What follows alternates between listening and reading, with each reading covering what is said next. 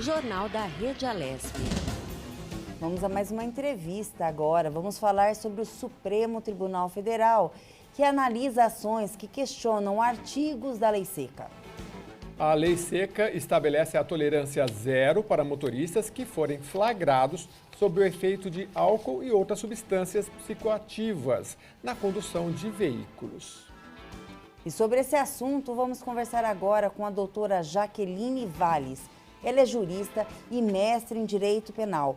Bom dia, doutora Jaqueline. Mais uma vez a gente agradece a sua participação aqui no Jornal da Rede Alesp. Bom dia, Lilian. Bom dia, Jeremias. Tudo bem? Muito obrigada pelo convite. É sempre um prazer estar com vocês. Pois é, doutora, a gente vê aqui que está sendo questionado no STF pela Associação Brasileira de Restaurantes e Empresas de Entretenimento e também Confederação Nacional do Comércio, a Lei Seca. Pode detalhar mais para a gente? Sim. Eu acho que deu uma travadinha Deu um lá, problema mas de conexão, daqui a já pouquinho ela a gente volta, volta né? com ela. É uma lei, não é? Ah, já voltou, vamos lá. Vamos ver se a doutora... Então, em 2008, foi promulgada uma lei chamada Lei Seca, no qual colocava alguns itens de tolerância zero para o alcoolismo no trânsito. Essa lei foi questionada em 3 itens.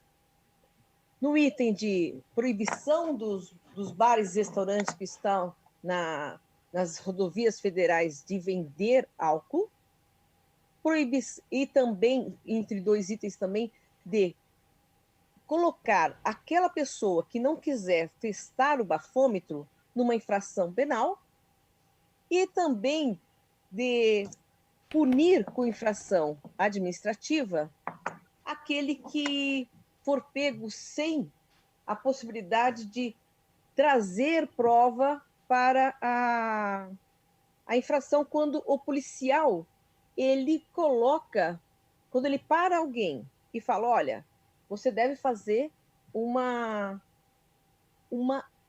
abordagem com relação, sabe, se você está bêbado ou não. E a pessoa estava se recusando a fazer, falando, olha, eu não vou fazer prova contra mim mesmo. Então, diante disso, ele era o quê? Ele era obrigado a levá-lo uma infração administrativa porque se recusou.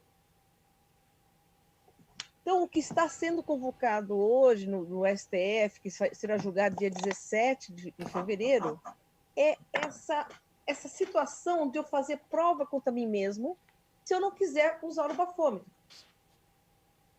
Porque, afinal de contas, as pessoas não têm que trazer para o processo, trazer para as autoridades uma autoacusação. Isso é um princípio da Constituição. Para contornar essa autodefesa, esse princípio constitucional, o que a lei fez, a lei de trânsito brasileira?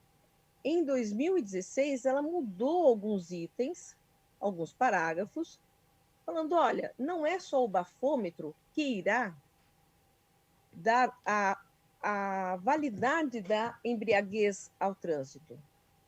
Se o motorista for parado numa blitz e o policial disser, olha, eu te dou o bafômetro para você fazer, e o motorista fala, não, eu não quero fazer. E o policial entender que aquela pessoa está embriagada, ele pode conduzir essa pessoa até a delegacia pelo seu próprio testemunho, falando, olha, eu como policial, embora não tenha uma medição do bafômetro, eu estou vendo que ele está embriagado. Diante disso, eu estou conduzindo à delegacia. Então, a própria lei, o próprio Código de Trânsito brasileiro, ele contornou essa situação que será discutida agora pela ADI, dia 17 de fevereiro. Como a Lei Seca de 2008, naquele momento não tinha esse contorno. Essa discussão do STF é muito importante, essa discussão do STF será de repercussão geral, porque ela coloca limites nessa situação de embriaguez no volante, que é uma discussão muito importante, é uma discussão de extrema cautela para toda a sociedade. ela precisa sim ser revista de forma muito clara, essa lei seca que está sendo como objeto, dizendo que ela é inconstitucional por alguns itens. Pois não, Lilian. Ô, doutora, com a sua experiência, né, e com esse julgamento no dia 17 do Supremo Tribunal Federal, a senhora acha que ele vai manter o endurecimento da lei ou ele vai dar uma flexibilizada? Não, ele vai manter endurecimento. Eu acredito sim que vai manter o endurecimento da lei, até porque em 2016 nós tivemos esse endurecimento, até no caso do bafômetro. Olha, a situação é lei seca para qualquer tipo de embriaguez. Ah, mas se eu for pego porque eu comi um bombom com um licor. Não, isso não vai dar o índice mínimo para ser considerado crime. Mas você vai ter uma embriaguez, você vai ter uma infração administrativa. Hoje, qual que é o limite, doutora? Não querendo cortar a senhora, mas qual que é o limite mínimo para configurar o crime de dirigir sob efeito de álcool? Com relação ao bafômetro, Lilian, se você assopra no bafômetro e lá dá 3 decibéis, tá? 0,3 que a gente chama, de volume no seu bafômetro, já é considerado crime. Ah, mas eu não vou fazer bafômetro. Ah, não? Então tá bom. Mas eu, policial, estou vendo que você está bêbado. Então eu vou aplicar uma infração. Uma infração, no mínimo, administrativa. Volto a dizer, se ele considerar que a pessoa está extremamente além de 0,3, embora ele não faça o bafômetro, ele leva para a delegacia. Mas doutora, o mínimo para considerar crime é 0,3 quando você assopra. Pois é, doutora, pelo que eu entendi, assim, eu sou parado e aí, se eu fizer o bafômetro e estiver alcoolizado, eu vou estar cometendo uma infração penal. Se eu me recuso, aí eu vou cair numa administrativa. Então, é lógico que todo mundo vai querer recusar para cair, se estiver alcoolizado, para cair numa infração administrativa. Agora, na prática, o que a senhora acha que seria uma decisão ou caminhar a legislação para uma efetividade? Por quê?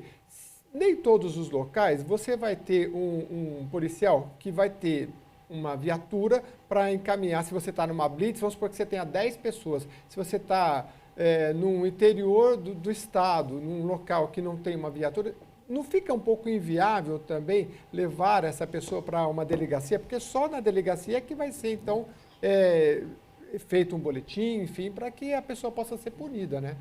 Ou seja, na prática, sim, como é que é? Então, na prática, Geminha, só para entender um pouco melhor, hoje em dia, o bafômetro está sendo usado como defesa. Porque às vezes as pessoas falam assim, mas eu não bebi. Ah, você não bebeu? Então assopra. Então, essa recusa está virando um pouco...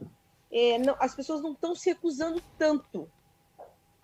Agora, se eu não tenho uma delegacia próxima, como você falou, se eu não tenho uma logística de segurança mais clara, mais adequada, o próprio policial militar, o que ele faz? Ele retém o carro e retém lá o condutor até chegar uma pessoa que seja autorizada a pegar aquele carro e levar. Entendi. E no dia seguinte, aquela pessoa que foi considerada alcoolizada terá que se apresentar numa delegacia local. Uhum. Entendeu?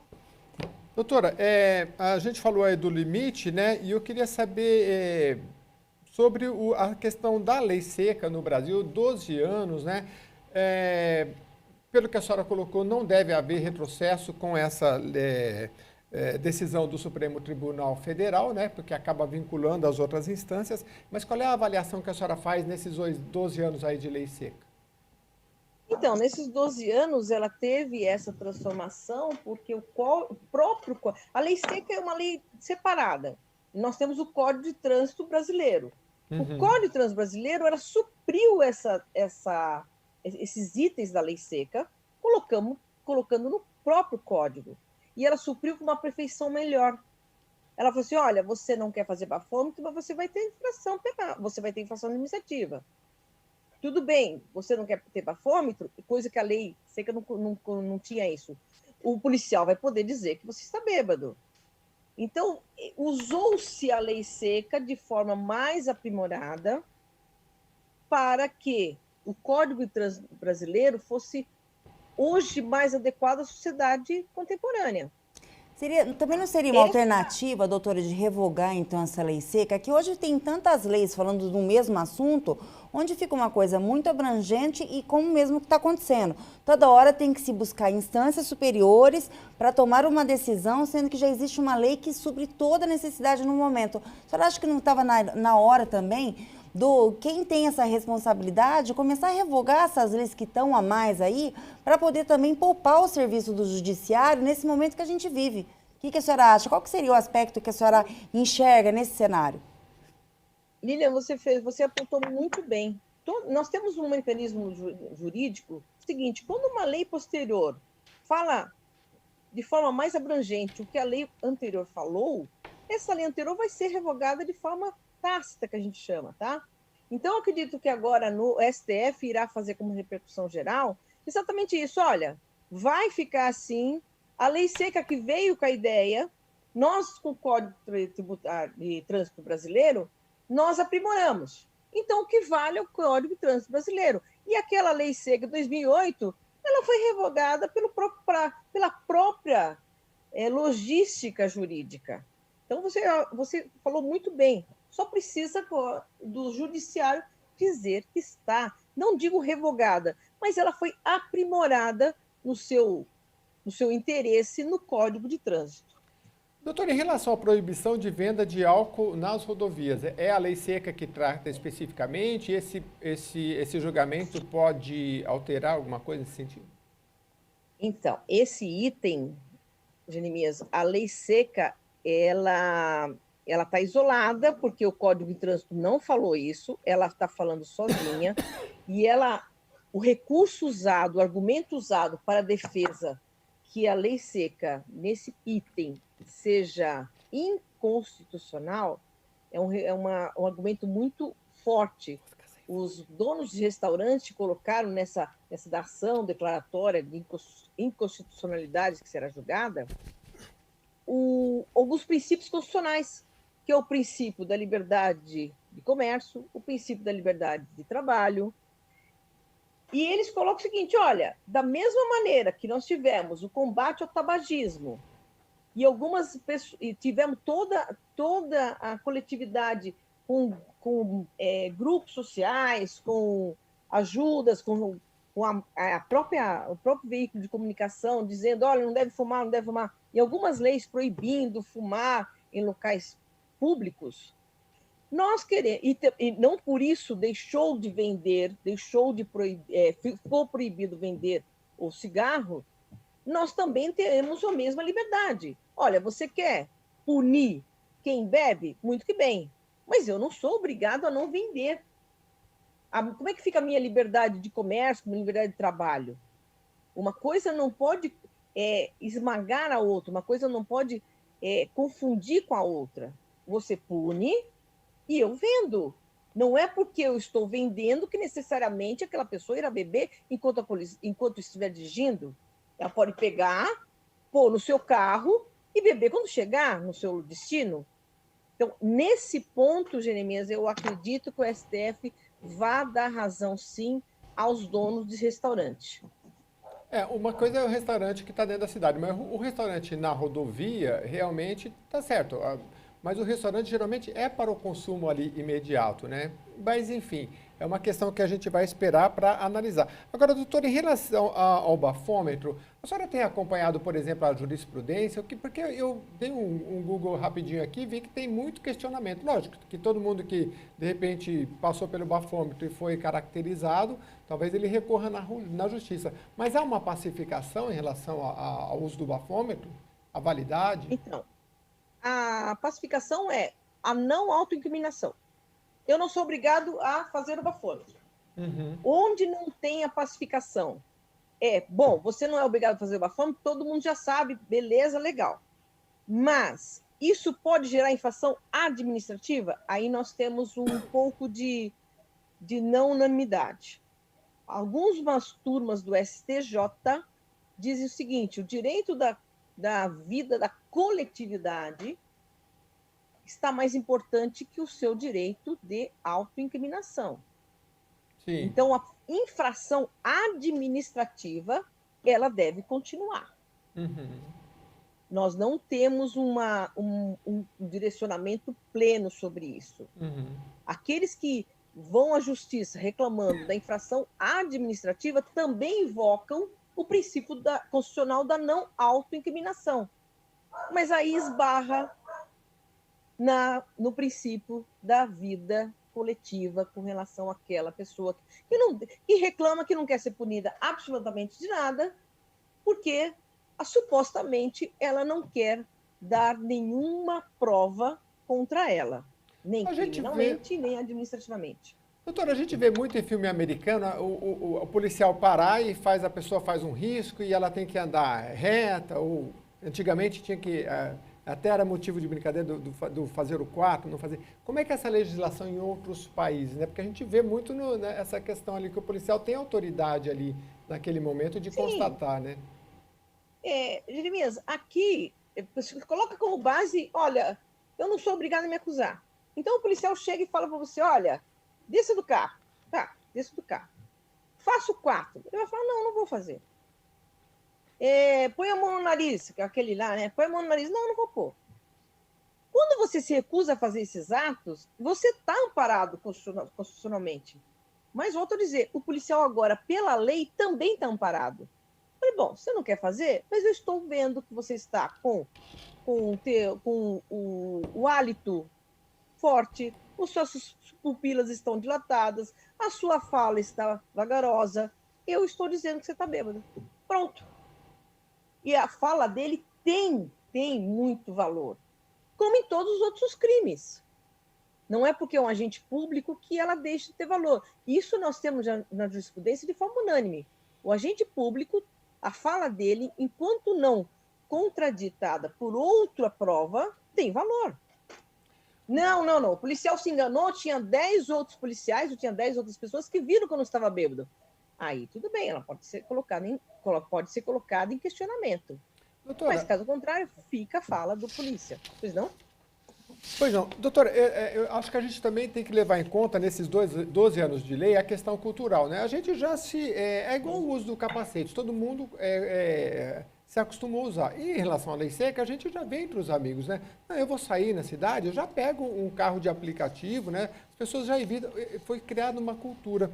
Agora, em relação, por exemplo, a determinação de que se a pessoa matar, embriagado ou lesionar no trânsito, a senhora acha que as pessoas, quando estas penas elas vão ficando mais pesadas, a população tem essa percepção, não vou dirigir porque a pena é muito alta? Porque eu já ouvi dos dois casos. Não, tem gente que realmente acredita e tem gente que fala, não está nem aí, não sabe nem quantos anos é aquela pena se ela dirigir alcoolizada e matar alguém.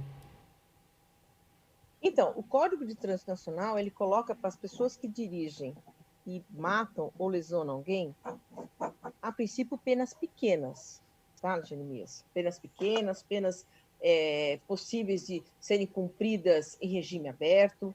O que está mudando, e você está muito certo, o que está mudando na sociedade é a forma como vê aquela pessoa dirigindo. O Código de Trânsito Brasileiro ele fala, olha, quem dirige bêbado e por situações terríveis acaba lesionando ou matando alguém, ele sofre uma pena pequena. Mas a sociedade agora entendeu que você não pode dirigir bêbado, que você não é o cara legal para dirigir no bêbado. Então, entra aí o tal do dolo eventual. Então, todo mundo sabe, todo mundo vê, noticia que quando uma pessoa está bêbada, ela pode cometer situações terríveis. Então, o que a sociedade está mudando? Ela está mudando não na capitulação do crime, a capitulação está a mesma coisa. Mas você fala assim, bom, você dirigiu bêbado, então você correu risco. Você assumiu o risco. Então você vai ser considerado um homicida.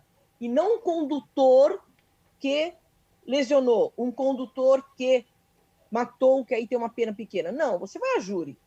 Você sabia que você não podia dirigir bêbado. Nisso a sociedade está mudando. A lei continua a mesma, mas o entendimento de como aquela pessoa usou o carro, a sociedade está mudando. E os julgados estão sendo mais rígidos, sim. E é bem isso. Ó, você bebeu? Ah, bebi, mas eu não tinha pretensão de matar ninguém. Não, mas você correu o risco. Você assumiu o risco. Então aí a sua pena vai, ó, lá em cima. É bom ficar bem atento. Doutora Jaqueline Valles, jurista e mestre em Direito Penal, agradecemos muito mais uma vez a sua participação aqui no Jornal da Rede Alesp. Muito obrigada, Lília, muito obrigada, Jeremias. Bom dia para vocês. Obrigada, doutora, e tenha uma boa tarde.